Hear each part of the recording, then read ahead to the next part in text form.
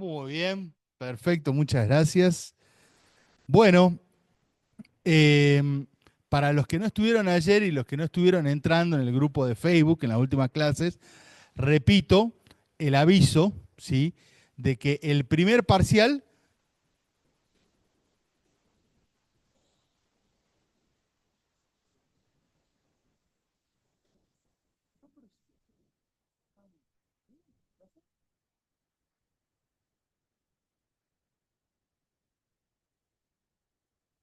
no, siempre nos quedamos, sí, sí, uno de los dos siempre nos quedamos. Le mandamos mensajito y le avisamos, ¿sí? Sí, no, para que no queden solas las cosas. Sí, sí, sí, totalmente. Meta. Gracias. Bueno, entonces, como les decía, bien, el primer parcial se va a tomar el 12 de mayo, bien, lo movimos una semana, bien, primer parcial 12 de mayo, recuperatorio se va a tomar el 26, bien. Bueno, en base a eso es que hemos modificado algunos aspectos de lo que teníamos en el cronograma. Hoy tocaba dentro del cronograma clase de consulta, pero no tiene sentido darla porque falta todavía para el parcial, ¿sí? Yo prefiero dar la clase de consulta la semana previa, ¿bien? Al parcial, que es cuando ustedes ya están más cerca de rendir, ¿bien? Y han estudiado más, ¿sí? Y ahí tiene sentido la clase, ¿bien? Bueno, vamos a continuar entonces con el dictado, ¿sí? De clases y de contenidos del programa y ya vamos a empezar a ver la primera clase, ¿sí? Teórica que entra dentro de lo que va a ser el segundo parcial, ¿sí?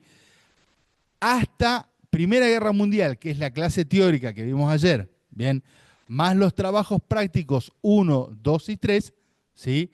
Es lo que va a entrar dentro de la evaluación del primer parcial. Bien, el segundo parcial es lo que vamos a empezar a ver en los teóricos a partir del día de hoy. ¿Sí? ¿Alguna duda, alguna consulta? Bien. La clase de hoy, ¿sí? Vamos a ver Revolución Rusa y vamos a empezar a estudiar, ¿sí? No tan solo la Revolución Rusa y el desarrollo, ¿sí? Del primer Estado comunista, ¿bien? Sino que también vamos a empezar a estudiar historia de Rusia. Un segundito. A ver. Ahí está. Bien. ¿Por qué es importante estudiar Rusia? A ver, les pregunto. Puede ser para cuando analicemos Guerra Fría, ¿bien? Es un proceso que se da entre la Segunda Guerra Mundial, luego de la Segunda Guerra Mundial en 1991, ¿sí? ¿Para qué más? Para aprender sobre comunismo, ¿bien? ¿Qué más?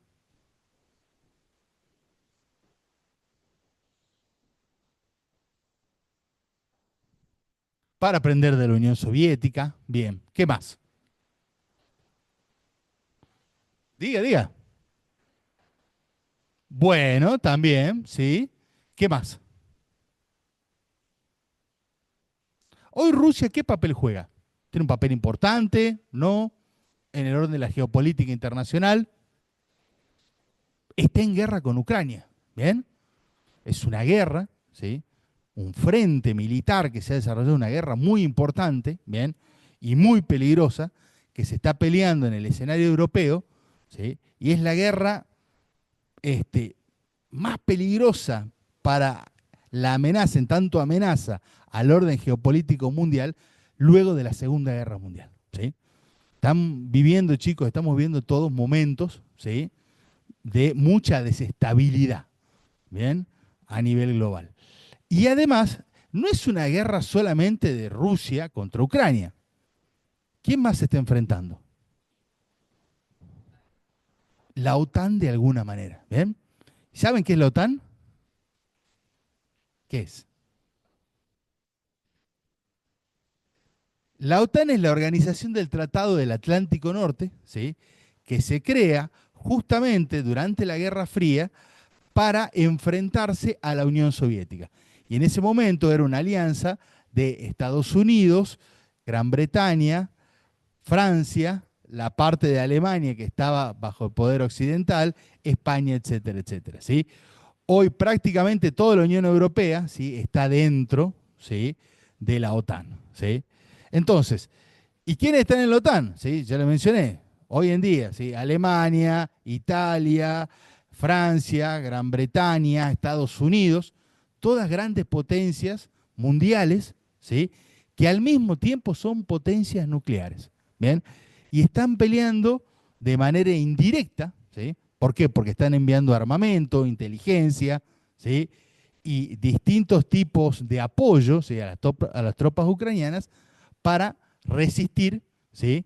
Contra el avance de los rusos. Bien, entonces, lo que vamos a ver a partir de ahora, ¿sí? Es una historia sumamente importante porque vemos que desafortunadamente la historia se repite. ¿Bien? Y hoy nos encontramos en un escenario, ¿sí?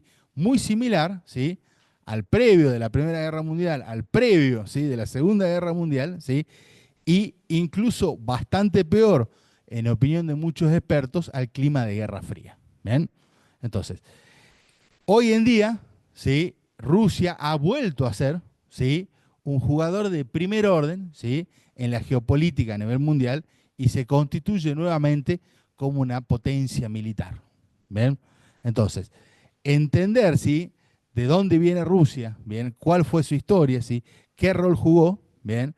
Nos va también a ayudar a entender qué es lo que está pasando hoy en día en el mundo, ¿sí? Recuerden que siempre hay una conexión, ¿bien? En la historia entre lo que vemos y lo que sucede hoy en día, ¿sí? Ese juego de ida y vuelta entre el presente y el pasado siempre tiene que estar presente. Bien, bueno, Rusia, ¿sí? Rusia, lo que hoy en día es la Federación Rusa y lo que a partir de la Revolución Rusa se va a constituir como la Unión Soviética, ¿sí? Es la unidad geopolítica, administrativa, dicho de manera mucho más fácil, el país, ¿sí? Más grande a nivel de superficie del planeta, ¿sí? Esto que están viendo ustedes acá, ¿sí? Es la superficie, ¿bien? De Rusia, ¿bien? Actualmente, en realidad de la Unión Soviética, ¿sí? La Unión Soviética, que vamos a estudiar posteriormente, estaba compuesta básicamente por Rusia y muchos otros países que vamos a mencionar. Pero Rusia, incluso sin el resto de las repúblicas que lo componían, sigue siendo el país más grande del mundo. ¿Bien? ¿Y por qué me refiero a esto? ¿Sí? ¿Por qué es importante verlo? ¿Sí? Porque Rusia es un país, ¿bien? Que recorre prácticamente, ¿sí? Todo el continente asiático y tiene fronteras con Europa. ¿Bien? Lo cual nos hace pensar en un inmenso territorio, ¿sí? Que al mismo tiempo, ¿sí? Está poblado por distintas etnias y por distintos pueblos, ¿sí? Nosotros tenemos una idea básicamente de los rusos como los sanpeteburgueses, no sé cómo se dicen, los oriundos de San Petersburgo, los moscovitas, ¿sí? Pero Rusia en realidad recorre, ¿sí? Un inmenso territorio. ¿Bien? Eh, ¿Qué quiero decir con esto? ¿Sí? Esto que lo estoy mostrando ahora es un mapa de la Unión Soviética, ¿sí? Y de los países que luego van a conformarlo, pero lo vamos a ver un poco más adelante, ¿sí? Rusia, ¿sí? Está compuesto por muchos pueblos y por muchas etnias distintas, ¿bien? Entonces, es importante saber, por ejemplo, que los pueblos más cercanos a China, ¿sí? Y a Mongolia, ¿bien? Son distintos, ¿sí? A la parte europea, ¿bien? Hay pueblos tártaros en el Cáucaso, ¿sí? Pueblos eslavos en la parte centro y del oeste europeo, ¿sí? También hay pueblos mongólicos, ¿sí? Pueblos incluso inuits, ¿sí? En el norte, ¿bien? Hay una composición, ¿sí? De pueblos, ¿sí? Y de etnias muy grande dentro de lo que es Rusia, ¿sí? Entonces, hay que pensarlo no tan solo en términos de un país, sino que por momentos es prácticamente un subcontinente, ¿sí? Pero el centro de poder, ¿sí? De lo que es Rusia, ¿sí? Actualmente, ¿se ubica dónde? En Moscú. ¿Bien? En la zona, ¿sí? Más cercana a Europa. ¿Bien? Moscú, la capital, ¿bien? Como ustedes ven acá, ¿sí? Se ubica prácticamente, ¿sí? En el extremo, ¿sí? En el extremo hacia el oeste, ¿sí? Y más cercano, ¿bien? A lo que es Europa, ¿bien? Otra ciudad sumamente importante que no aparece acá, que es San Petersburgo, ¿bien? Fue durante mucho tiempo también la capital del imperio, ¿bien? El imperio europeo. Bien, eh, el tema de hoy es la Revolución Rusa, ¿sí? Y para estudiar cualquier revolución y cualquier proceso revolucionario, es preciso tener en cuenta los antecedentes, ¿sí?, de una revolución y las causas de una revolución, ¿sí? Porque, ¿qué es una revolución? ¿Qué implica una revolución? Un cambio, una crisis, ¿bien? Un cambio, ¿bien?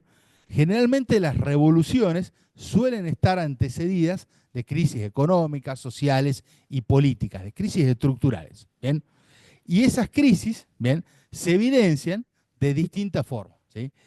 Y una revolución, como también han dicho, implica un cambio, ¿bien? Entonces, cuando nosotros estudiamos la revolución industrial, la revolución francesa o la revolución rusa, siempre para entender el proceso y cómo sucede, tenemos que comparar cómo era la sociedad previa a la revolución, cómo se da la revolución y qué es lo que la revolución cambia. ¿Se entiende? Este juego en la historia se llama, ¿sí?, continuidades y rupturas. ¿Bien? ¿Qué es lo que se rompe, qué es lo que cambia y qué es lo que continúa? ¿Bien? Entonces, como una forma de pensar la historia, a ustedes les va a venir muy bien. Bien, Rusia, ¿sí?, antes de la revolución, ¿sí?, tenía un sistema autocrático, ¿sí?, e imperial. ¿Bien? Rusia se reconocía como un imperio, el imperio ruso, y era efectivamente un imperio, ¿sí?, ¿sí?, una potencia, ¿sí?, que había expandido sus fronteras constantemente, ¿bien?, y que se constituía como un estado territorial inmenso, ¿bien? Y este estado territorial no se había dado precisamente mediante alianzas, sino fundamentalmente mediante la expansión militar, ¿sí?, desde un foco de poder que estaba en el oeste y se va trasladando cada vez más hacia el este, ¿bien?, hasta llegar este, a, a la otra costa, hasta atravesar toda Asia, ¿sí?, y llegar hasta el Océano Pacífico. Bien, ahora, el imperio estaba gobernado, ¿sí?, por un monarca, ¿bien?, en un sistema que ustedes lo van a ver muchas veces como autocracia, ¿sí? Autocracia en realidad sí es un sinónimo de monarquía, ¿bien?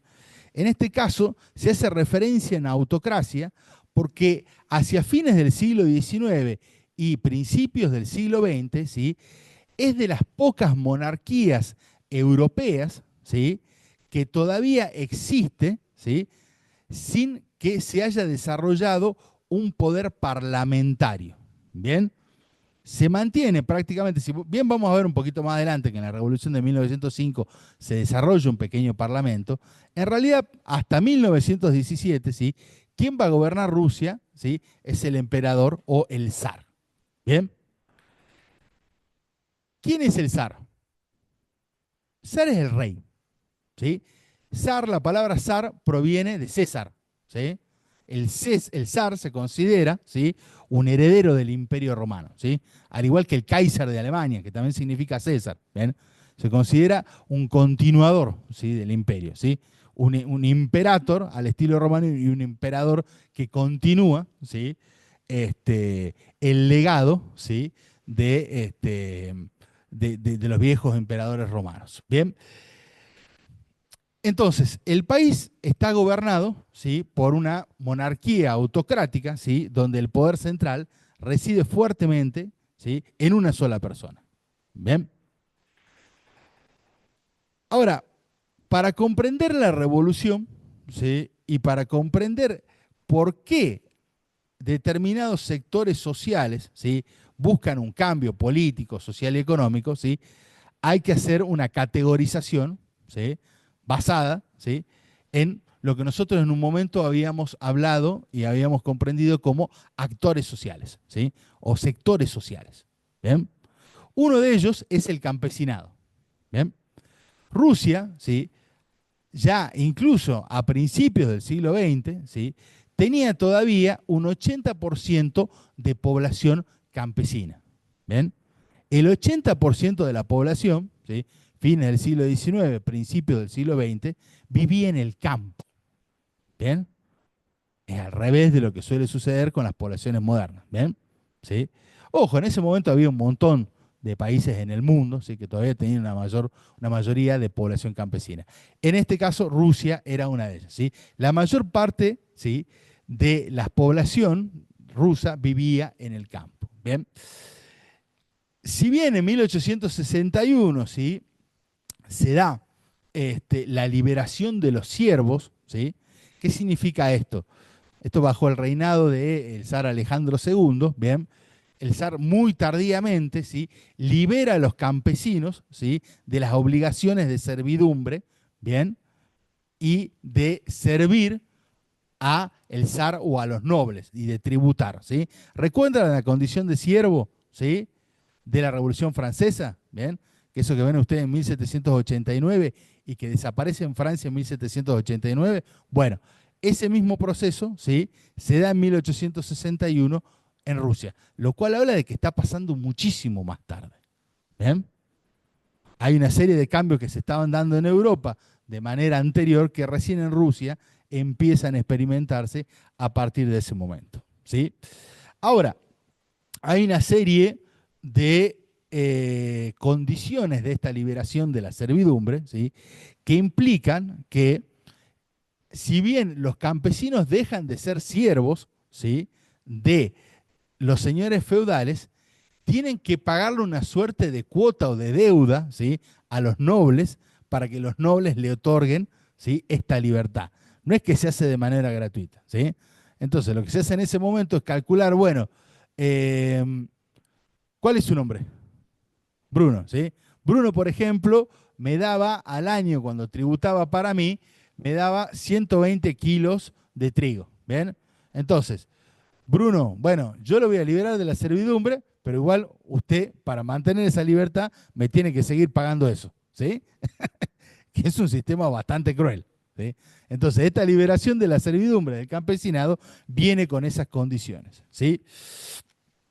El campesinado ruso, ¿sí?, y en líneas generales todo el campesinado centroeuropeo también, va a ser un campesinado particularmente sufrido, ¿bien? Un campesinado particularmente pobre que vive en condiciones de vida muy difíciles, ¿sí? ¿Por qué se les puede ocurrir, ¿sí?, que la vida del campesino ucraniano, polaco o ruso, ¿sí?, es tan difícil? Por el frío, ¿bien? Por la forma de vivir, pero las condiciones climáticas también son muy importantes, ¿sí? Ustedes tienen que pensar, ¿sí?, que la mayor parte de Rusia, ¿sí?, vamos a volver un poquito al mapa, ¿sí?, bien, básicamente toda esta parte de Rusia, ¿sí?, esta franja de aquí, ¿sí?, que es muy amplia, muy larga, se conoce como taiga, ¿sí?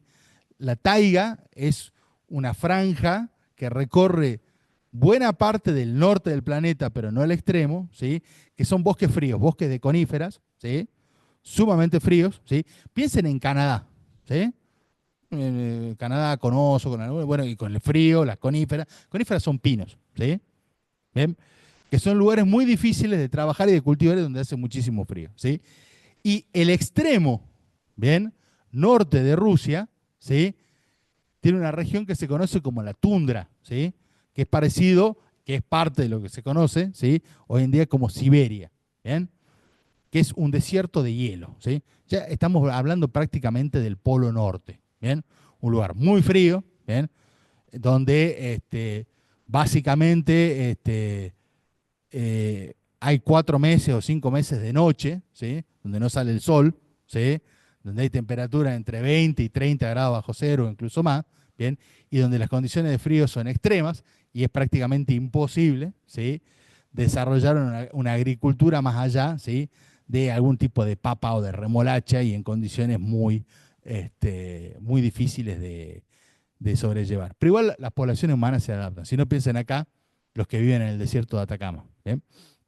Entonces, buena parte de Rusia, ¿sí?, durante el invierno se congela y hace mucho frío, ¿bien?, y tampoco es que hace un calor descomunal el resto del año. Entonces, las posibilidades, ¿sí?, de cultivar son difíciles, ¿sí?, y el rinde de la tierra, ¿sí?, es mucho menor que, por ejemplo, el que podemos tener en Jujuy o, por ejemplo, en Buenos Aires, ¿sí?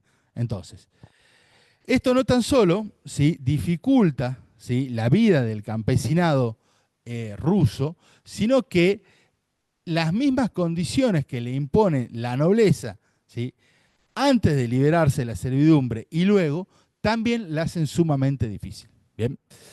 ¿Por qué? ¿Qué es lo que está buscando el campesinado? ¿Sí? ¿De qué vive el campesino? ¿De lo que produce dónde? En el campo. ¿Y cómo, además del campo, cómo lo podemos llamar? El sembrado, la tierra. ¿Bien? La tierra. ¿Sí? Entonces, el problema, ¿sí?, es que buena parte de la tierra, ¿sí?, sigue estando controlada, ¿sí? ¿Perdón? Exactamente, ¿sí? Lo que está buscando el campesinado, ¿sí?, es ser dueño de su propia tierra. ¿Bien? Deshacerse, ¿sí?, de la carga de la nobleza, ¿sí? Porque si bien en un momento el Estado dice, bueno, a pesar de que ustedes tienen que pagar esto, ya no están obligados, ¿sí?, a servir a los nobles, ¿bien?, como siervos y de tributar, ¿sí?, para ellos. Pero sin embargo, esto no rompe la relación fundamental que existe con respecto a la tierra, ¿sí? Esto mismo pasa con la liberación de la esclavitud, ¿sí?, en, por ejemplo, Estados Unidos o Brasil. ¿Bien? Es una situación similar, ¿bien? Ojo, a nivel estructural, ¿no? No son los mismos procesos, ¿sí? En un momento el Estado en Brasil, en un momento el Estado en Estados Unidos dice, bueno, población esclava, ustedes a partir de ahora son libres. Listo, buenísimo. Pero ¿de qué vamos a vivir? ¿Eh? ¿Por qué? Porque estamos cosechando algodón dentro de grandes, o levantando caña de azúcar, ¿sí?, en Brasil, ¿bien?, dentro de grandes haciendas, de las cuales no somos propietarios. Y a pesar de que de un día para el otro digan, bueno, ustedes son libres, yo necesito comer y darle de comer a mis hijos.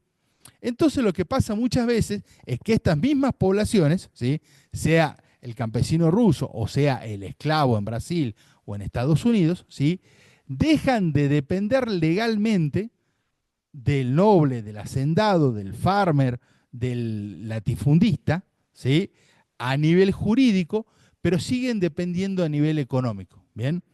Y ya no están obligados a trabajar para él, pero necesitan hacerlo porque no pueden independizarse. Exactamente, siguen dependiendo económicamente. ¿Bien? Entonces pasan a ser arrendatarios, generalmente, o a estar en alguna forma de arriendo, ¿sí?, en el cual el control de la tierra y la propiedad de la tierra sigue estando en manos de estos grandes propietarios, en este caso, ¿sí?, la nobleza. ¿Bien? Porque si bien se liberan a los siervos, la nobleza sigue existiendo. ¿Bien? No es que se abolió la nobleza sigue existiendo en Rusia, hasta la revolución. Bien, lo que nosotros vamos a ver, ¿sí?, entonces, básicamente que el campesinado está buscando, ¿sí?, la tierra. ¿Bien? Su objetivo es ser propietario de sus propias tierras. ¿Bien? Los campesinos al mismo tiempo tienen una forma de organización y de gobierno interno que se conoce como el MIR. ¿Sí? Cada aldea, ¿sí?, generalmente ustedes pueden pensar los espacios rurales, ¿sí?, en este caso si no son muy aislados, siempre suelen tener las mismas características, un pequeño caserío, ¿sí?, central, yo que sé, pueden ser 15, 20, 30 casas, ¿sí?, y luego las tierras de alrededor, que son tierras de cultivo y tierras de pastoreo, ¿sí? Bien, dentro de la aldea se reúne el MIR, ¿bien? El MIR es la asamblea, ¿sí?, es la reunión, ¿sí?, de cada jefe de familia en el cual se debate, ¿sí?, distintas cosas. Bueno, uno dice, che, se nos están metiendo los lobos por el bosque. Bueno, vaya Vladimir, Iván y Piotr, agarren los rifles y vayan a hacer guardia esta noche y mañana después van ustedes y ustedes, porque los lobos se están metiendo y nos están comiendo las ovejas. Bien. Bueno, se nos están escapando las ovejas para cualquier lado. Bueno, hagamos cercados, ¿sí?, entre todos, entre la comunidad, ¿sí?, para que no se vaya. Nos estamos quedando sin agua. Bueno, hagamos canalizaciones. Bien, hay un montón de cosas, ¿sí?, que forman parte de las comunidades campesinas para las cuales tienen que tomarse decisiones. Bien, entonces, los campesinos ya tenían una forma de organización propia, ¿sí?, y de representación, que era el MIR. Bien, fuera del campo y de este inmenso espacio rural, ¿sí?, en el cual vive la mayor parte de la población rusa, Al mismo tiempo, a fines del siglo XIX, sobre todo a partir de 1870 en adelante, empieza a desarrollarse, ¿sí?, una fuerte industrialización en las principales ciudades, ¿sí?, de Rusia, que son básicamente, perdón, voy a volver, a ver si tengo otro mapa, bueno. Ah, no, sí, sí, sí, sí figura, buenísimo, ¿sí? Que son básicamente San Petersburgo, que no figura acá, ¿sí? Moscú, Minsk y Kiev, ¿sí? En estas ciudades que son las más cercanas, ¿sí?, a Europa, ¿bien?, comienza a darse un proceso de industrialización básicamente financiado por capitales extranjeros, ¿sí? Sobre todo, ¿sí?, capitales franceses y capitales británicos, ¿bien?, que empiezan a instalarse en Rusia y empiezan a desarrollar, ¿sí?, inversiones industriales, ¿bien? Porque en ese momento, si la mano de obra rusa era mucho más barata, ¿sí?, que la mano de obra francesa y la mano de obra inglesa, ¿bien? Pero también hay una serie de capitalistas rusos que empiezan a invertir y empiezan, ¿sí?, a desarrollar una producción manufacturera en estas grandes ciudades. Bien, es allí, ¿sí?, donde empieza a constituirse lo que nosotros ya hemos visto previamente, ¿sí?, como la clase obrera industrial.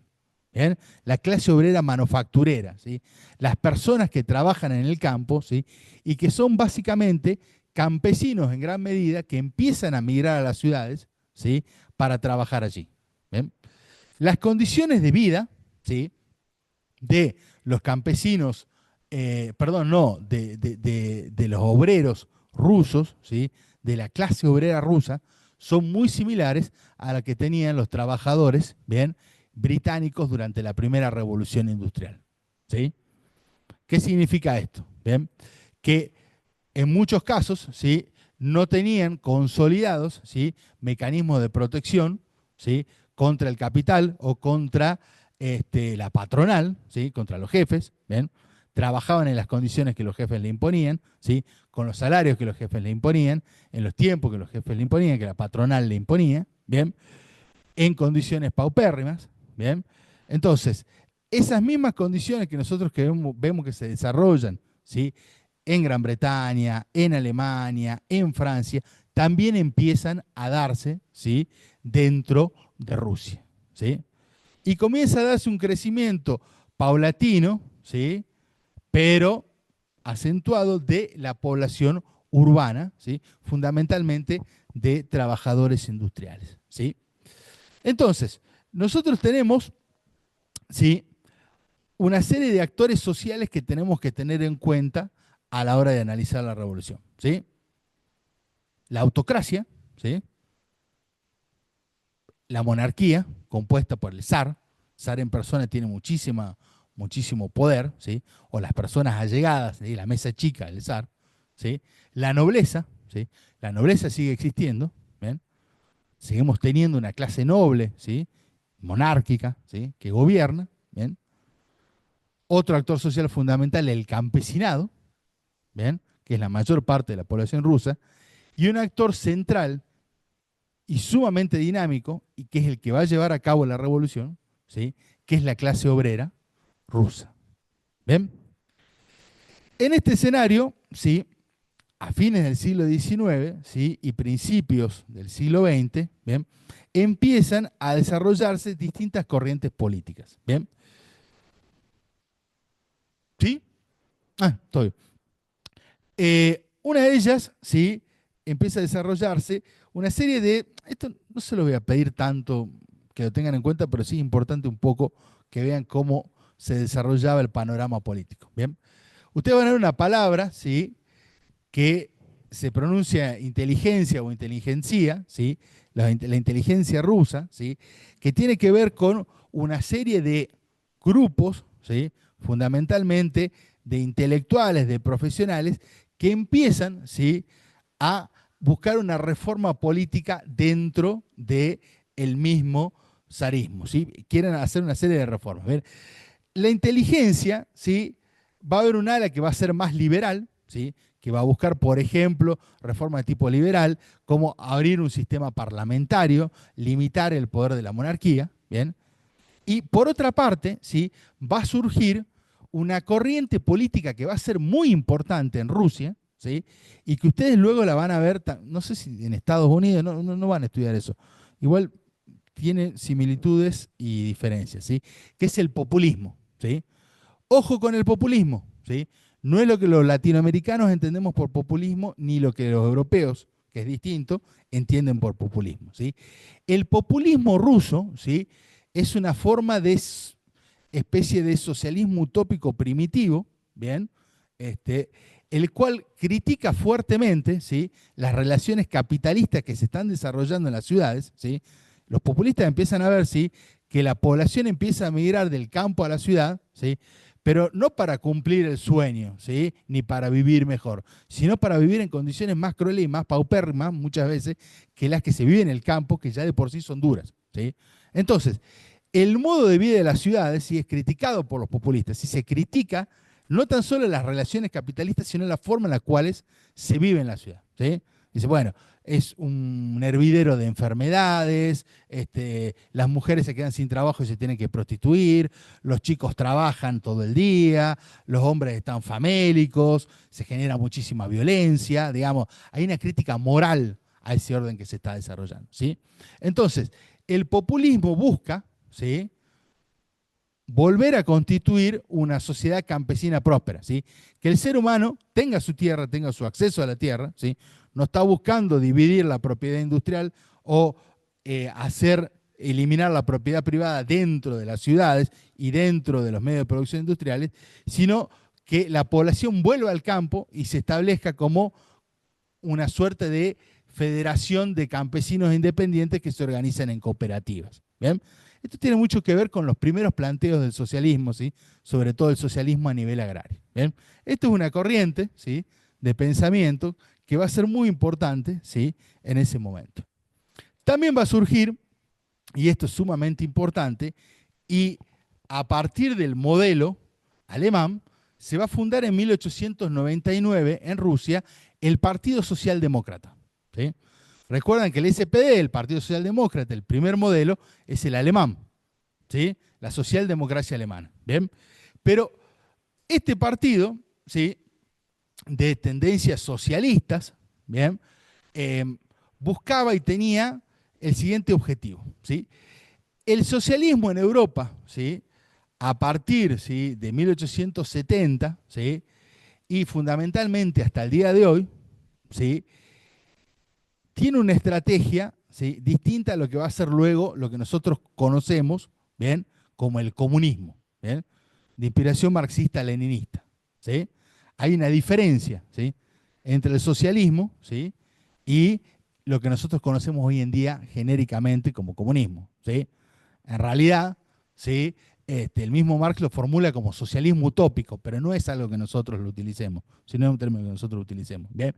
Nosotros le ponemos la palabra comunista, ¿bien? El socialismo, ¿sí? Ojo, tiene una misma base, apela a un mismo sector social, ¿sí? El socialismo generalmente, ¿sí? Busca el apoyo de la clase obrera, de las masas trabajadoras, ¿bien? Busca el apoyo de ellos, ¿bien? Y pretende captar este apoyo, ¿sí? En esto es muy importante el socialismo, ¿sí? Lo van a ver tanto en Argentina como en Europa, ¿sí?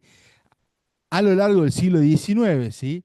Y principios del siglo XX, mediante la legislación laboral. A ver, ¿cuál es la estrategia de los socialistas? Se oponen, ¿sí? Al Estado liberal, se oponen también al Estado conservador, ¿sí? Pero no pretenden derrocarlo en sí o mediante la fuerza o mediante una revolución, sino desde adentro, ¿sí? Y mediante elecciones democráticas, ¿sí?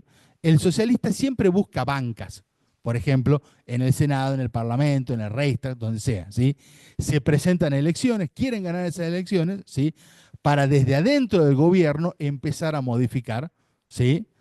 El gobierno en sí mismo. ¿Bien? Una de las grandes características del socialismo en ese momento, ¿sí? Son las leyes obreras y la legislación obrera. ¿Bien? Las primeras leyes laborales, ¿sí? Y quienes más la van a defender va a ser precisamente el Partido Socialista o los partidos socialdemócratas. ¿Bien? También, ¿sí? Tiene una fuerte conexión, ¿sí? Con las organizaciones sindicales. En muchos casos, por ejemplo, el mismo SPD alemán era mitad sindicato, mitad partido, ¿sí? En realidad surge como un sindicato, ¿sí? Que luego, ¿sí? se va transformando en un partido político. Bien, dentro del socialismo, también, y esto es muy importante, ¿sí? Eh, es donde va a empezar a discutirse seriamente las cuestiones de género y a planteárselo, ¿sí? A nivel político, ¿sí? Lo que se conoce como el sufragismo en Europa en ese momento, ¿sí? Este, la búsqueda, ¿sí? De las mujeres, ¿bien? Para acceder al derecho al voto, ¿sí? Que va a ser muy fuerte en Francia, en Alemania, en Estados Unidos, también en Argentina, ¿bien? ¿Sí? Tiene una vertiente y un apoyo muy fuerte dentro del Partido Socialista, ¿bien? Entonces, y al mismo tiempo el Partido Socialista, ¿sí? Va a ser el partido, en líneas generales, las corrientes socialistas, que más fuerte, ¿sí? Van a bregar y van a buscar la ampliación de la ciudadanía y el derecho al voto. ¿Bien? ¿Sí? Ampliar la ciudadanía y el derecho al voto a todos los hombres y a todas las mujeres. ¿Bien? Esto es un poco las líneas generales, ¿sí? De la socialdemocracia europea de ese momento, ¿sí? Y un poco el programa de la socialdemocracia, ¿sí? En Rusia a fines del siglo XIX. ¿Bien? Pero en 1903, ¿sí? Se da la decisión del Partido Socialdemócrata ruso, ¿sí? En dos partidos, ¿sí? El partido menchevique y el partido bolchevique, ¿sí? El partido menchevique, ¿sí? Va a continuar, ¿sí? Con una tradición socialdemócrata, ¿bien? Que es lo que yo les he relatado hasta ahora, ¿bien? Mientras que el partido bolchevique se va a separar, ¿sí? Y va a tomar postulados marxistas, ¿sí? No podemos decir marxista-leninista porque Lenin recién estaba desarrollándose políticamente, digamos, en ese momento, ¿sí? Pero va a tomar, ¿sí? Este, perdón, disculpen.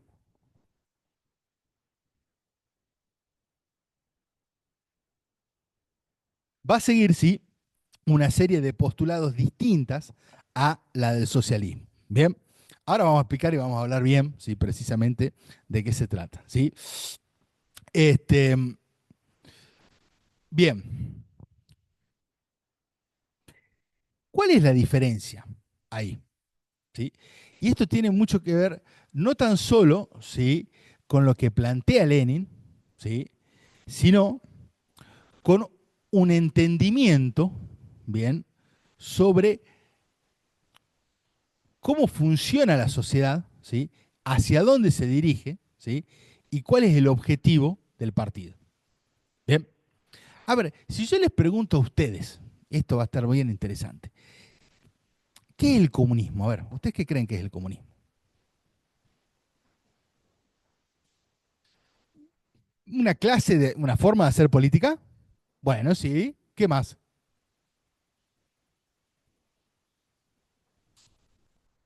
Una forma distinta de pensar. ¿Distinta a qué?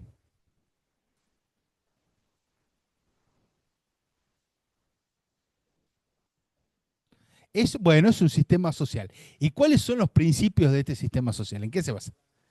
En que no hay clases sociales. ¿Eh? ¿Qué más? ¿En?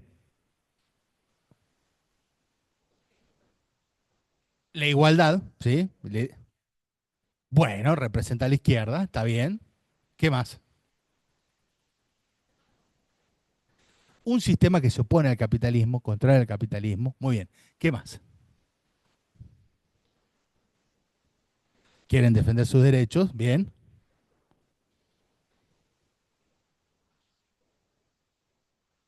Sí, se opone al capitalismo, bien. Ah, igualdad en la distribución de la riqueza, muy bien. ¿Qué más? Perdón? La eliminación, sí, del sistema monárquico, bien. Bueno, está bastante bien. Yo pensé que me iban a decir otras cosas, porque les digo, chicos, que hoy corre una visión del comunismo, ¿sí?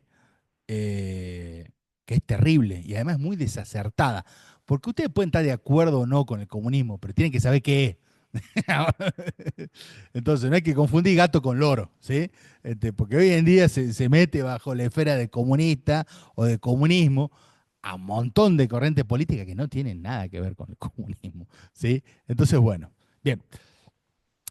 ¿Qué es lo que plantea? ¿Sí? Esto, ustedes creen que lo van a ver en sociología, ¿sí? Pero Marx, ¿sí? Karl Marx, ¿sí? Y Friedrich Engels, ¿sí? Son dos teóricos muy importantes y basales del pensamiento marxista, por eso, ¿sí? Hablamos de marxismo precisamente por Karl Marx. Bien, pero Marx no es tan solo un teórico, digamos, o un pensador político, ¿sí? Que está pregonando un dogma político, sino que Marx y los que estudiamos ciencias sociales, seamos marxistas o no, le reconocemos, ¿sí? Es que es uno de los grandes pensadores a la hora de explicar el capitalismo, ¿sí?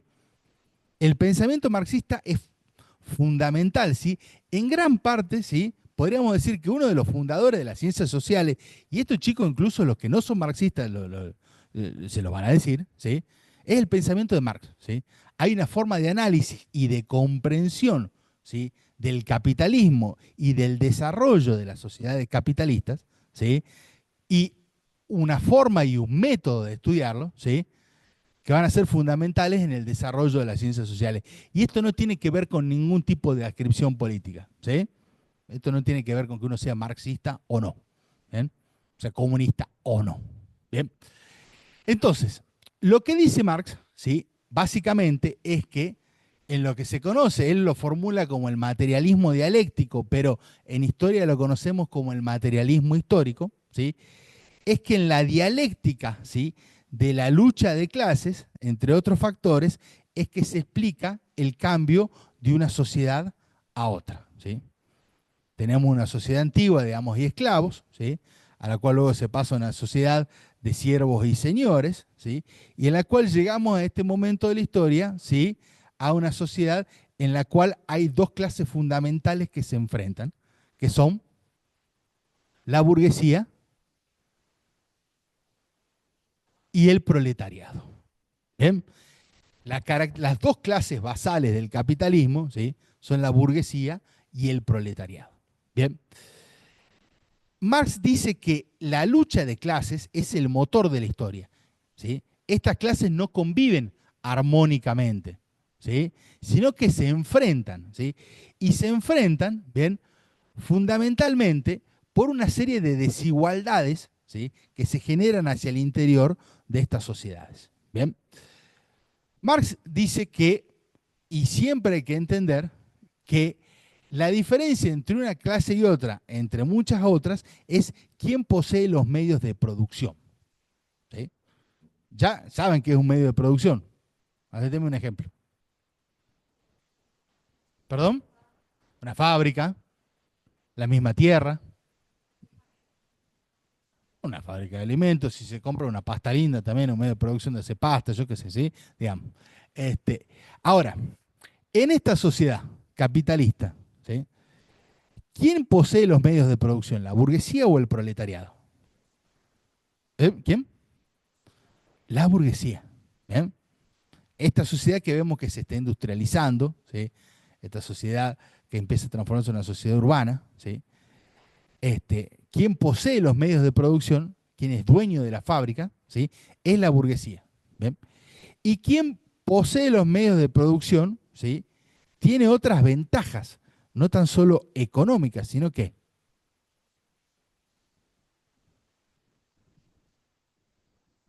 por ejemplo, si nosotros vemos las sociedades hasta ahora, ¿sí? Lo que venimos estudiando a lo largo del largo siglo XIX, ¿quiénes están gobernando?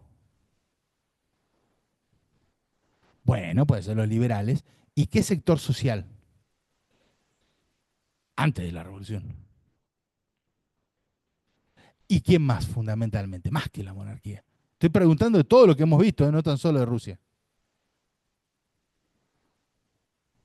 A ver, en Francia.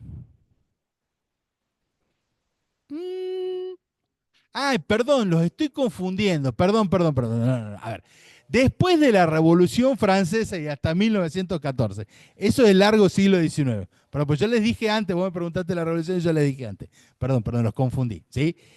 ¿Quién está disputando el poder y lo está ganando en Europa? La burguesía. ¿Ven? Entonces, ¿sí?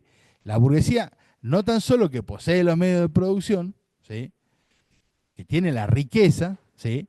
Sino que también es la que está gobernando, ¿bien? La que tiene el poder político. Yo le estoy haciendo una explicación, chicos, que no es del marxismo ortodoxo, sino que estoy explicando muchas otras cosas, ¿bien?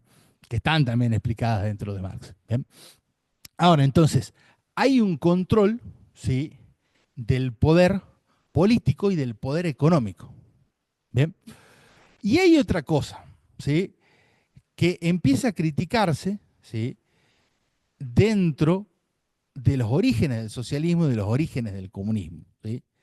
Que tiene que ver, ¿sí? Con los medios de producción y la propiedad. ¿Por qué?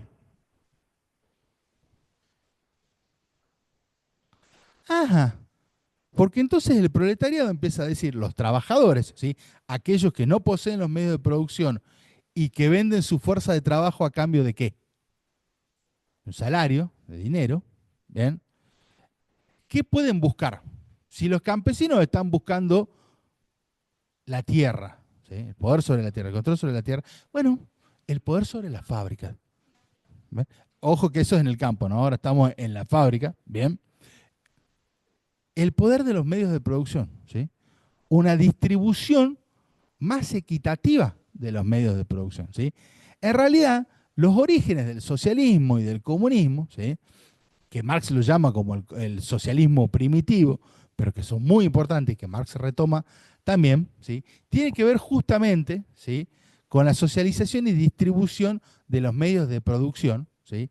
Y con la crítica a la propiedad privada, ¿sí? ¿Por qué se da esta crítica a la propiedad privada? Exactamente, porque hay un sector que la tiene y otra que no, ¿sí? Y esto es importante, ¿sí? Ustedes tienen que entender que esta crítica, ¿sí? Tiene que ver, no me importa lo que tengas vos, yo también quiero tenerlo, ¿sí? No es que yo voy a ser más feliz quitándote lo que vos tenés, no. Lo que se busca dentro del socialismo y del comunismo es que todos tengan lo mismo. ¿Ven? Exactamente, ¿sí? Entonces, la idea de la eliminación de la propiedad privada tiene que ver con eso. ¿Bien? No de que nadie tenga nada, no, de que todos tengan todo. ¿Se entiende? Que se haga una distribución equitativa. ¿Bien? Entonces ustedes van a ver que muchas de las formas del socialismo previo al marxismo tienen que ver con el cooperativismo. ¿Sí? De que, por ejemplo, todos los obreros de la fábrica sean sus dueños. ¿Bien? Y esto en el momento de la Revolución del 30 y sobre todo la del 48 se practica. ¿Sí?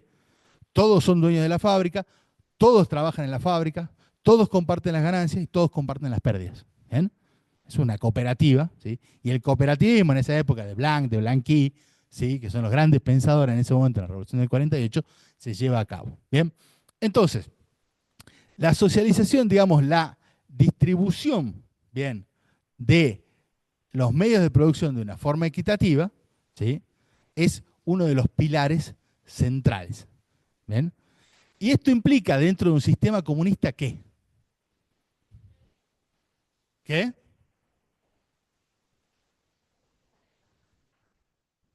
Mm, no sé. El comunismo, siendo diferente al capitalismo, no sé si plantea las cosas en términos de ganancias, de pérdida.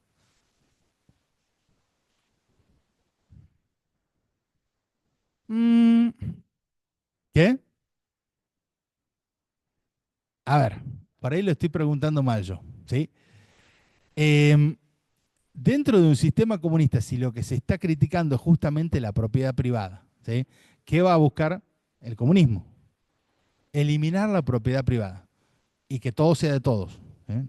Ahora, ojo, no es que todo es de todo y cualquiera decide y yo le tiro un pan a todo y ustedes se luchan para a ver quién se queda con el pedazo más grande, ¿sí?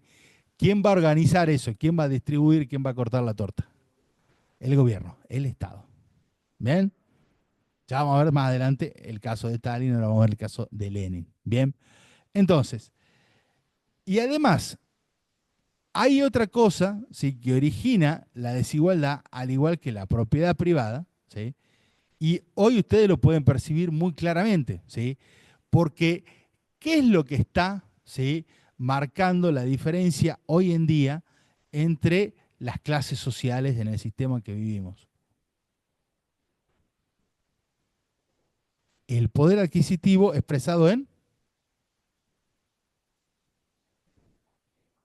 el dinero, en el capital, en el capitalismo en sí. ¿Bien? Entonces, quien tiene más dinero, ¿sí? Exactamente. ¿Bien? Entonces, el mismo capital, ¿sí? Es en sí, dentro del marxismo, también, ¿sí? Uno de los generadores de desigualdad. ¿Bien? Entonces, una economía comunista, ¿qué va a buscar? ¿Qué? La igualdad. ¿Y cómo se va a generar desigualdad? ¿Sacando?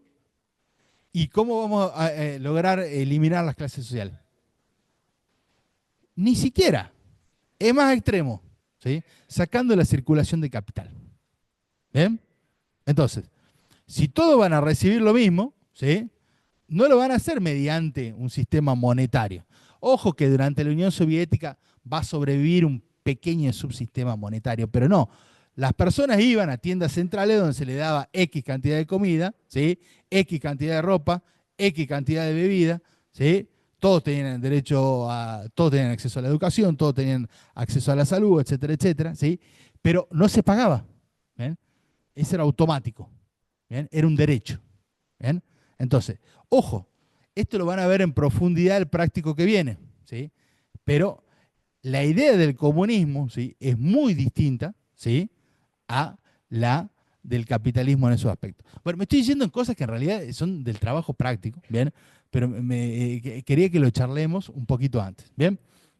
Bueno, entonces, los bolcheviques, ¿sí? Además, tienen otro planteo. ¿Qué? No, no, no, no. Los bolcheviques son marxistas, ¿sí? Y hay un bolchevique que va a ser tan importante, tan pero tan importante, ¿sí? Que va a fundar una de las corrientes del marxismo, ¿sí? Prácticamente centrales durante muchísimo tiempo, ¿sí? Que es Lenin. ¿Bien? Lenin, ¿sí? Va a ser el principal líder del partido bolchevique, ¿sí? Y va a plantear, ¿sí? En un momento una estructura y un pensamiento, ¿sí? Perdón, un proyecto mediante el cual llegar al poder que va a ser fundamental, ¿sí? Porque ¿quién va a poner en práctica, ¿sí? Este primer modelo y este primer Estado comunista va a ser justamente Lenin, ¿sí? Ya vamos a ver, me estoy adelantando, alerta de spoiler, ¿sí? Pero los bolcheviques ganan, chicos, ¿sí? ¿Bien? Entonces, ¿qué es lo que plantea Lenin? ¿Sí? Lenin le da la cuota revolucionaria, ¿sí? Al movimiento. ¿Bien? Porque lo que dice básicamente Lenin, ¿sí? Es, veamos qué pasa con las revoluciones anteriores. ¿Sí? ¿Qué pasa en la historia de las sociedades y de las revoluciones que ocurrieron antes? ¿Bien? Y veamos qué podemos aprender de lo mismo. Él hace obviamente una lectura marxista de esto. ¿Sí? Bien. Entonces, estudia la Revolución Francesa, estudia la Revolución Gloriosa en Inglaterra, estudia incluso la Revolución Mexicana, ¿sí? Y escribe un libro que se conoce, una publicación que se conoce como la Tesis de Abril. ¿Sí? Entonces dice, bueno, veamos qué pasa en la Revolución Francesa. ¿Sí? En la Revolución Francesa, como en toda revolución, hay un proceso inicial en el cual distintos sectores sociales se oponen al gobierno o al status quo reinante. ¿Sí? ¿Qué era? ¿Quién? El rey, la monarquía, el antiguo régimen. ¿Bien? Entonces, campesinos, burgueses, trabajadores urbanos, clase obrera. ¿Sí? Ojo, igual clase obrera no es un término de Revolución Francesa, pero de la primera, ¿no? Pero no importa. Todos están de acuerdo en un objetivo en común, derrocar la monarquía. Y lo logran. Bien. Ahora, muerto el rey, ¿cuál es el problema? ¿Quién asume? ¿Quién gobierna?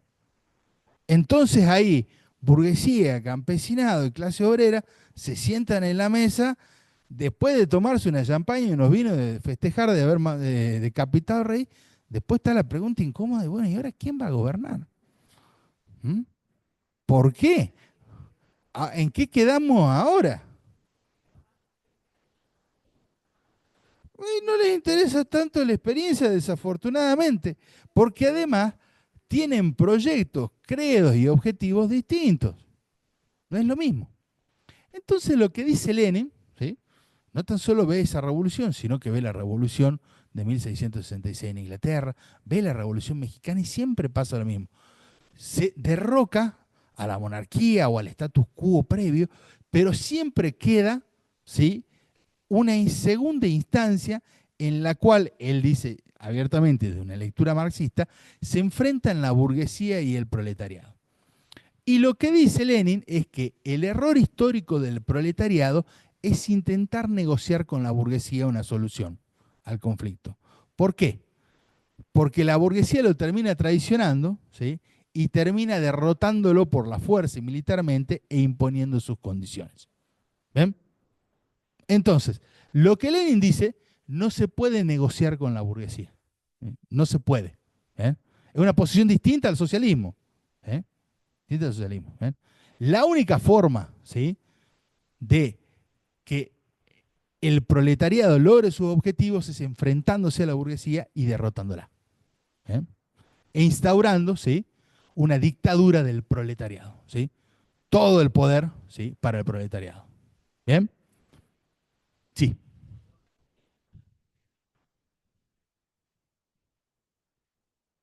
exactamente. ¿Bien? Basada, ¿sí?, en experiencias históricas. Es más, Lenin era un tipo muy inteligente porque eso va a pasar incluso en la Revolución Rusa. Vamos a ver que pasa exactamente lo mismo. ¿Sí? Él lo está planteando, ¿sí?, antes de que pase. Pero también era, fíjense, ¿para qué sirve la historia? ¿Sí? Lenin estaba estudiando historia, estaba estudiando, ¿sí?, de qué se trataba. Bien. Entonces, a ver. Ah, creo que lo tenés que pasar vos, Iván. A ver. No sé yo. A ver.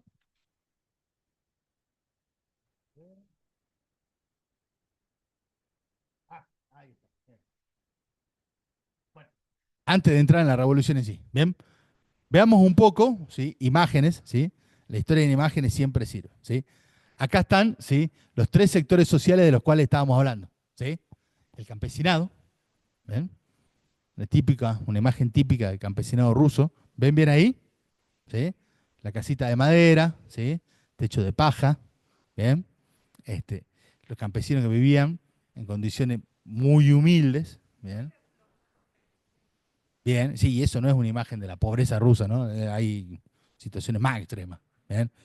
Este, del otro lado, ¿sí? Es más, a ver, voy a verlo de acá porque de ahí no lo veo del todo bien. ¿Sí? No sé si es un discurso de Lenin, no, me parece que no. Pero me parece que sí es una concentración del partido bolchevique, ¿sí?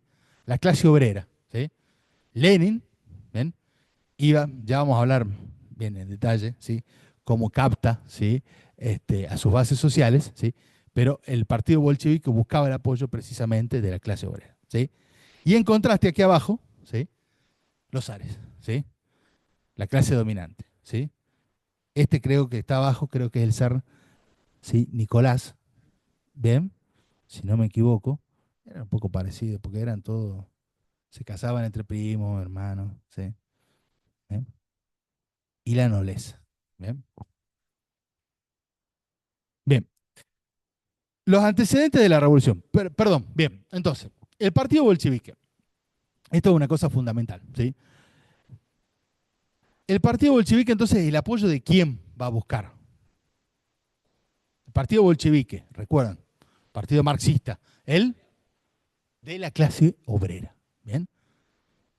Es un partido que va a empezar a reclutar a sus seguidores dentro de la clase obrera, ¿bien? El sector social que busca, ¿sí?, que lo apoye. Bien. Bueno, ¿cómo empieza? ¿Cuáles son los antecedentes inmediatos, ¿sí?, de la revolución? Y esto tiene mucho que ver con la decadencia del sistema zarista, ¿sí? Ya hacia 1905, ¿sí?, Rusia era prácticamente la única monarquía que se mantenía intacta en toda Europa, ¿bien? Considerando que Rusia también puede considerarse como un espacio europeo. Pero, este, no, pero, sino que muchas personas consideraban que el atraso del Imperio Ruso tenía justamente que ver con este atraso político, ¿sí? De que no se había hecho ningún tipo de reforma, ¿sí? De que sigue existiendo una monarquía básica y clásica, ¿sí? Cuando ya a esa altura del partido, ¿sí? Incluso, ¿sí? Los gobiernos que mantenían una estructura monárquica ya era prácticamente simbólica, o incluso los imperios como el alemán, ¿sí? Tenían un sistema parlamentario, tenían un sistema de votos y tenían un sistema democrático hacia el interior. Rusia no. ¿Bien? Y en ese momento Rusia, en 1905, se enfrenta con una potencia que está en pleno ascenso, que es Japón. ¿Bien? Japón, ¿sí? Que está en el otro extremo, ¿sí? Que comparten un pequeño mar en el medio, ¿sí? Entre Japón y Rusia, ¿sí?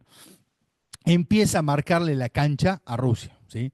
Porque Japón quiere expandirse, ¿sí? No hacia Rusia necesariamente, pero sí frenar cualquier tipo de expansión rusa y conquistar fundamentalmente y tener un poder, en realidad conquistar y dominar tal cual colonia, ¿sí? A Corea, a la región de Corea. Y también quiere evitar cualquier tipo de expansión de Rusia, ¿sí? Hacia China, ¿sí? Y hacia el sudeste asiático. Entonces, esta es una guerra previa a la Primera Guerra Mundial que ya empieza a hablar de los desequilibrios que se dan entre grandes potencias. ¿Bien? La guerra ruso-japonesa de 1905, ¿sí? Es el clásico ejemplo de una potencia en ascenso, como es Japón, contra una potencia estancada como es Rusia. Y esto se expresa en que los japoneses le dan una terrible paliza, ¿sí? A los rusos, ¿sí?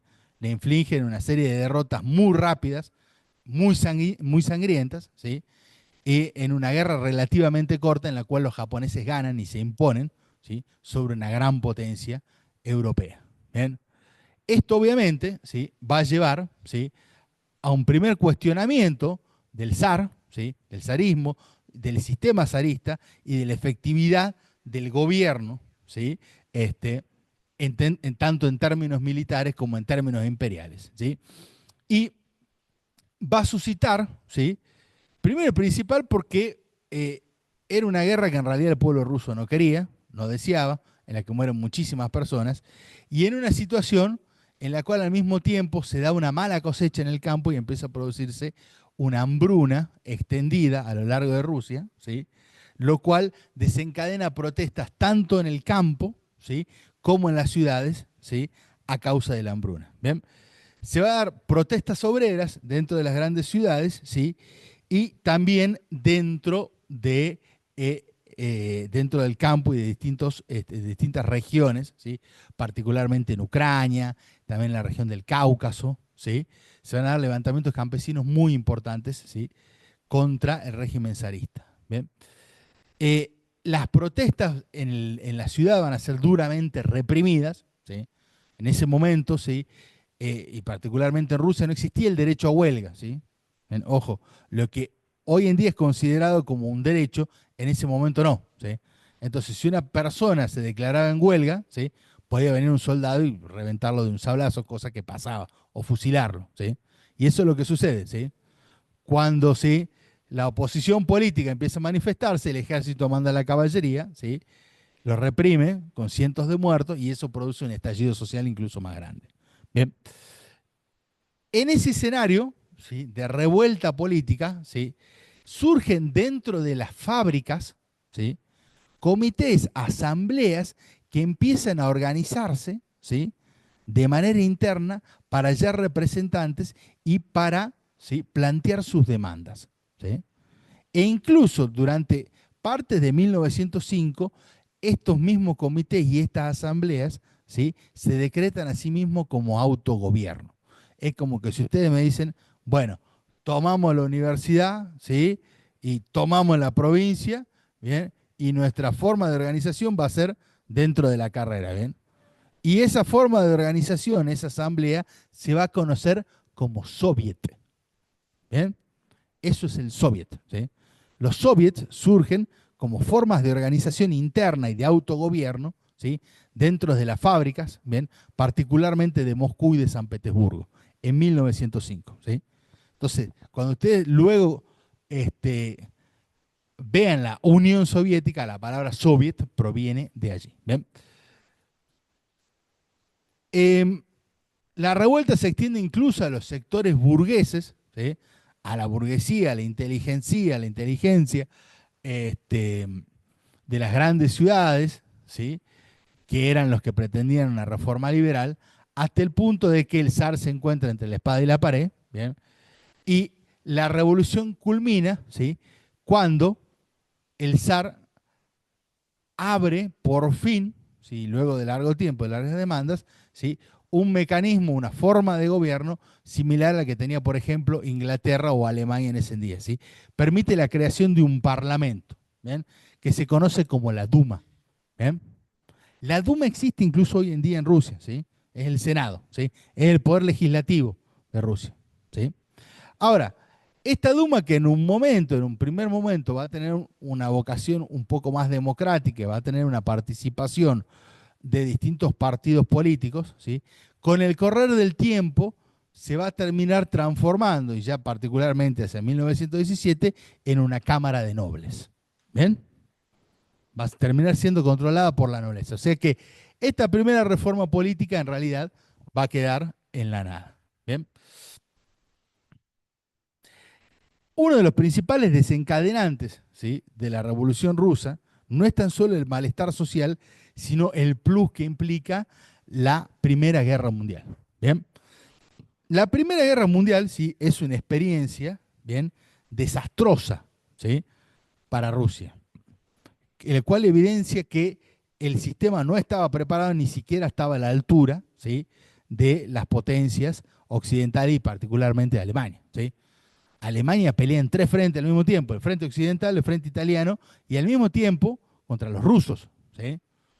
Y los rusos, sobre todo a partir de 1915, 1916, van a ser derrotados, ¿sí? En una serie de batallas sucesivas en el cual los alemanes ya van a entrar, ¿sí? A territorio ruso, ¿sí? Y van a estar prácticamente allí de tomar San Petersburgo y de tomar Moscú. Esto sucede durante la revolución, ¿sí? Rusia va a perder 6 millones de soldados durante la Primera Guerra Mundial. ¿Ven? Va a ser una masacre inmensa. Perdón, este es Lenin, ¿sí? Aquí está. Yo justo estaba hablando, ¿sí? De los discursos y de los mítines de Lenin, ¿sí? Entonces, el enorme esfuerzo de guerra, la enorme cantidad de muertos, ¿sí? Va a llevar a una crisis del sistema político, sobre todo cuando los alemanes ya empiezan a acercarse a la capital imperial, que era San Petersburgo. Bien. Al mismo tiempo, ¿sí? En 1917, ¿sí? Empiezan a darse fuertes protestas en el campo, ¿sí? Por los impuestos que se están cobrando a los campesinos, se le están quitando lo que produce, ¿sí? Para poder alimentar al ejército, ¿sí? Lo cual hace que los campesinos coman menos y también que coma menos la gente de la ciudad, que obviamente depende de lo que produce el campo. ¿Bien? Se produce una situación de hambruna, ¿sí?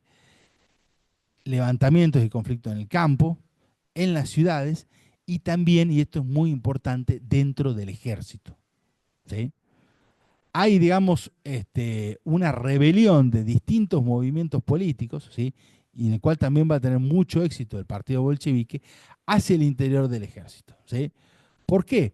Porque los soldados rasos están cansados de que los manden al muere y sin ningún tipo de oportunidad de sobrevivir contra las tropas alemanas, que están mejor pertrechadas, mejor armadas, ¿sí? Y que le están infligiendo enormes derrotas. ¿Bien? Y la lectura, ¿sí? Bolchevique también se traslada, y con bastante razón, al orden que existe dentro del ejército. Y esto, chicos, ustedes después lo van a ver mucho en Latinoamérica, ¿sí? Y también lo van a ver en Europa, que se da una serie de conflictos hacia el interior del ejército. Los ejércitos en ese momento eran muy importantes, ¿sí? No tan solo para los imperios que vivían, ¿sí? en guerras expansivas, ¿sí? Que reclutaban, ¿sí? Sino también incluso en Latinoamérica, ¿bien? Porque nosotros a lo largo del siglo XIX, prácticamente, ¿sí? Entre 1810 y 1880, ¿sí? Vivimos casi una sola y larga y eterna guerra civil, ¿sí? Y cuando terminó esa guerra, ¿sí? Se organizó en Argentina, ¿sí? Se terminó de organizar la formación profesional del ejército, que responde a un modelo europeo que se replica en buena parte, que sí, un poquito en el alemán, un poquito en el francés, sí, pero es básicamente el alemán, ¿sí? Este, que se basa, ¿sí? En una institución que ya no existe, ustedes son más chicos, ¿sí? Pero que se conoce como el servicio militar obligatorio. ¿Bien? La colimba, ¿sí? La colimba es el acrónimo de correr, limpiar, barrero. Por eso se dice colimba, ¿bien? Muchos de sus padres, sus abuelos han estado en la colimba, ¿sí? Eso es la colimba, ¿bien? Servicio militar obligatorio, ¿sí? Donde una muy buena parte, ¿sí? De la población civil, jóvenes, ¿sí? De, joven argentino, si tienen entre 18 y no sé cuántos años, enrólate, ¿sí? Pero no era de enrolarse voluntariamente, ¿sí? Sino obligatoriamente, ¿bien? Entonces, el ejército controlaba a muchas personas, mucha gente. En una situación de guerra, imagínense, donde Rusia recluta prácticamente 10 millones de soldados, ¿sí? El ejército era inmenso y en un sector social prácticamente que se había desarrollado y construido en base a ese enfrentamiento bélico. Y lo que dice el mismo Lenin y lo que dicen incluso muchos otros opositores políticos es que también se da un conflicto, ¿sí? Y una lucha de clases hacia el interior del ejército. Lo cual es cierto, ¿sí? Porque la oficialidad, casi exclusivamente, del ejército ruso pertenecía a la nobleza, mientras que los soldados rasos, ¿sí? Pertenecían al pueblo, eran campesinos u obreros. ¿Bien? Entonces, hacia el interior del ejército se da una lucha de clases, ¿sí? Cuando los mismos soldados rasos empiezan a rebelarse contra los oficiales, ¿sí? Porque obviamente quieren vivir o en todo caso combatir en mejores condiciones, ¿sí? Y empiezan a oponerse, ¿sí? A ir como ovejas al matadero contra los alemanes, ¿ven? Y en muchos casos terminan matando a los mismos oficiales y armándose rebeliones hacia el interior del ejército, ¿sí? Es en estas condiciones, ¿sí? Cuando empieza a darse la proclama de los bolcheviques de obreros, soldados y campesinos, ¿sí? Cuando empiezan a convocar a todos estos sectores sociales, ¿sí? Para realizar la revolución. Bien, hay dos revoluciones dentro de 1917, ¿sí? La de febrero y la de octubre. Bien, la revolución de febrero, ¿sí? Estalla, ¿bien? Por un levantamiento, ¿sí? Una crisis estructural del sistema zarista, ¿sí? Y un levantamiento de todos los sectores sociales, incluido la misma nobleza, ¿sí? Se levantan los bolcheviques, los mencheviques, los populistas, los liberales, que en ese momento se conocían como cadetes, e incluso la misma nobleza, ¿sí? Se oponen, ¿sí? Al zarismo, y la revolución se produce, digamos, a partir de estos levantamientos, de que el zar pierde el poder, y en un momento el zar está volviendo del frente, ¿sí? En su auto está por llegar a San Petersburgo y los nobles, ¿sí? Petersburgueses lo intervienen y le dicen, bueno, mi querido Nicolás, hasta acá ha llegado su gobierno, esto no se sostiene más, lo invitamos a que abdique. Y Nicolás, que no era tonto, dice, bueno, no me queda otra, abdico. ¿Bien? Ojo, pero no es que fue un pedido de la nobleza, sino que ya no tenía que gobernar prácticamente el zar Nicolás. Entonces, eh, esta anécdota, ¿sí? Refleja, ¿sí? La forma en la cual, digamos, un gobierno se deshace prácticamente porque ya no tenía ningún tipo de sustento. A eso me quería referir. Bien. Y la Revolución de Febrero crea, ¿sí? Justamente, ¿bien? No, perdón, es la revolución mediante la cual se derroca al zarismo, ¿sí? Y a la monarquía, ¿bien? En Rusia, ¿bien? Es el fin de la monarquía. Esa es la Revolución de Febrero, ¿bien? Se derroca al zar. ¿Y ahora qué pasa? ¿Qué había dicho Lenin antes? ¿Mm? Todos se habían unido, ¿sí? obreros, campesinos, soldados, burgueses, todo para derrocar al zar. ¿Bien? Pero luego se genera, ¿m? ¿Y ahora quién gobierna? ¿Sí? Ah, los militares piensan, bueno, tenemos que ser nosotros, ¿sí? ¿Pero qué militares? Los oficiales, que son de la nobleza. Pero los que llevan las armas y son la carne de cañón, que son el pueblo, digamos, los campesinos y los soldados, dicen, no, no, no, nosotros también tenemos que decir lo nuestro, ¿sí? Y se empieza a dar una división política dentro del ejército, ¿sí? Entonces, al mismo tiempo estaban el ejército intentando que los alemanes no tomen San Petersburgo, ¿sí? Porque estaban a tiro de piedra, ¿sí? Como yo dije, que estaban llegando ya a la capital, ¿bien? Estaban intentando frenarlos, ¿bien? Entonces, en este momento se abre, ¿sí? Lo que se conoce una instancia, como una instancia que se conoce como la del poder dual, ¿sí? Se forma un gobierno provisional, ¿sí? Asumido por la Duma, ¿sí? Por el Parlamento, ¿sí?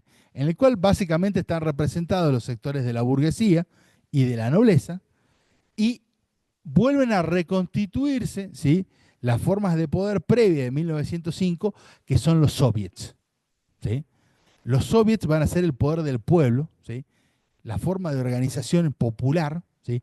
Que ya no tan solo se va a dar dentro de las fábricas, sino que se va a empezar a dar, ¿sí? Dentro de los mismos barrios, dentro de los mismos hospitales, de distintos lugares. Los soviets ya no van a quedar solamente reducidos a las fábricas, sino que van a ser formas de autogobierno, ¿sí? Que se van a dar particularmente en las grandes ciudades, Moscú, San Petersburgo, Kiev, Minsk, etcétera, etcétera. Bien, sobre todo donde había un fuerte movimiento obrero. Y es allí donde se va a dar un inmenso crecimiento, ¿sí? De el partido bolchevique. ¿Bien? Entre febrero y octubre, se las hago corta, ¿sí? Se va a dar un deterioro del poder de la Duma y un enorme crecimiento del poder de los soviets, ¿sí? Y es dentro del poder de los soviets, ¿sí? Donde hay básicamente una disputa entre mencheviques y bolcheviques, ¿sí? Que va a ser dentro de las grandes ciudades, ¿sí? Ganada por los bolcheviques, ¿sí? Van a ser el partido que mejor va a lograr representar, ¿sí? Los intereses revolucionarios, ¿sí? De la clase obrera. Y al mismo tiempo va a empezar a apelar, ¿sí? Como yo ya les decía, no a tan solo una revolución, ¿sí? De la clase obrera manufacturera, sino de obreros, soldados y campesinos, ¿sí? Ya viene después la Unión Soviética. Primero necesitamos una revolución primero, ¿bien? Y después viene la Unión Soviética, ¿bien?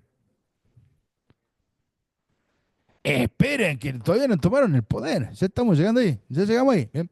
Entonces, en octubre, ¿sí? Vamos llegando ahí, ¿sí? En octubre de 1917 se llama un Congreso de todos los soviets, ¿sí? El Congreso de todos los soviets, ¿sí? Ya es la única forma mediante la cual todos los rusos entienden que se puede formar un gobierno central en Rusia, ¿sí? Ya el gobierno de la Duma no existe, ¿sí? Se- Todos los soviets del país, ¿sí? Se llaman, ¿sí? Y se convocan a sí mismos para constituir un soviet central, ¿sí? Pero dentro del Congreso de todos los soviets, ¿sí? Había mencheviques, bolcheviques, cadetes liberales, populistas, había distintos partidos políticos, ¿sí? Y había distintos sectores sociales representados. Bien, la revolución se da, ¿sí? Hay todo un proceso en realidad estratégico previo de Lenin, ¿sí? Lenin, ¿sí? Básicamente toma la ciudad de San Petersburgo, donde se daba, ¿sí? El Congreso de todos los soviets, y luego interviene, ¿bien? En el Congreso de todos los soviets, ¿sí? Y se impone al partido bolchevique, impone el gobierno y la agenda del partido bolchevique por sobre los otros partidos, ¿bien? Esa es la revolución, ¿sí? A nivel institucional, ¿sí? Donde el partido bolchevique se impone sobre los demás y se impone de manera armada también, ¿sí? Y todo esto sucede mientras los alemanes bombardean el palacio donde se está dando, ¿sí? El Congreso de todos los soviets.